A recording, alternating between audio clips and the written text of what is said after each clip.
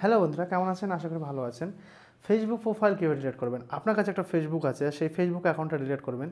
But দাঁড়ান, এত সহজ না কিন্তু। আজকের ভিডিওটা আপনাকে শেষ পর্যন্ত দেখতে হবে, তাহলে কিন্তু আপনি ফেসবুক ডিলিট করতে পারবেন না। আপনি ভিডিওটি দেখলেন আর চলে গেলেন, তাহলে কিন্তু আপনি ফেসবুক ডিলিট করতে পারবেন না। ভিডিওটি শেষ পর্যন্ত দেখতে হবে, তাহলে কিন্তু আপনি এই ভিডিওটি শেষ পর্যন্ত দেখলে ডিলিট করতে পারবেন।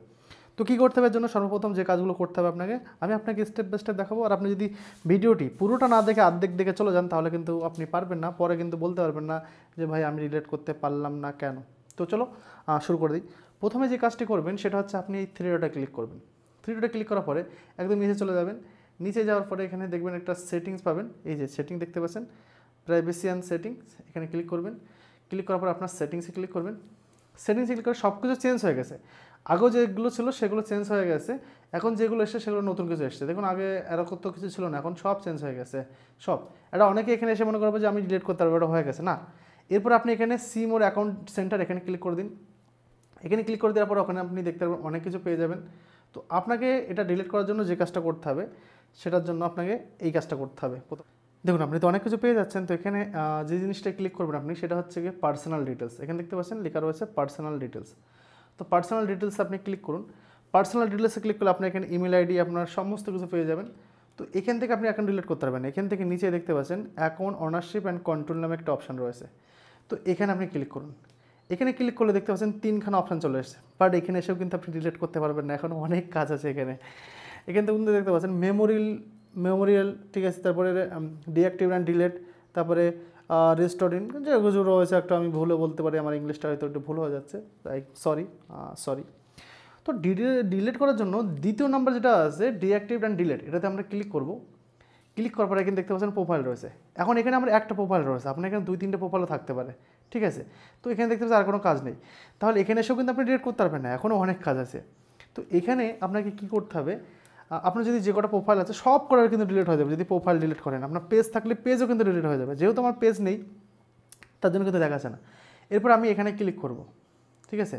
ক্লিক করার পর এখানে দেখতে পাচ্ছেন 2-3টে অপশান রয়েছে, অনেকগুলো অপশান রয়েছে। ডিঅ্যাক্টিভ ওর ডিলেটিং ওর ফেসবুক অ্যাকাউন্ট।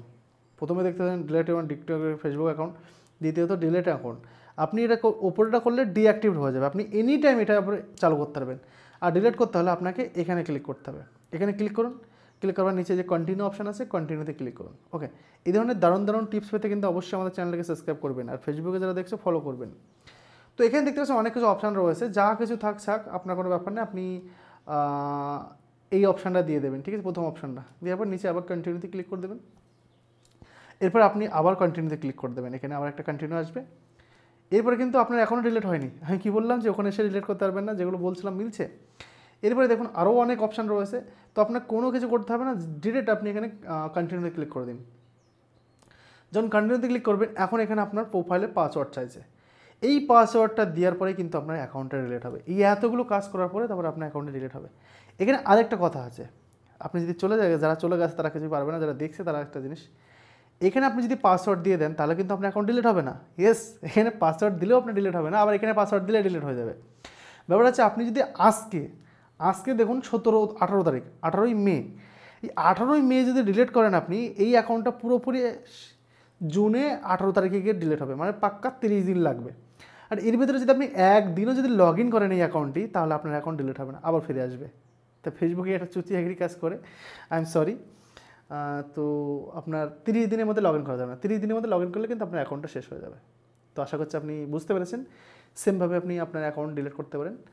ভিডিওটি ভালো লাগলে বা একটুখানি যদি ইনফরমেশন উপকার এসে থাকে তাহলে লাইক করে পাশে থাকবেন। দেখা হচ্ছে নেক্সট ভিডিওতে। আজকের মতন বিদায় নিচ্ছি, সবাই ভালো থাকবেন, বাই বাই।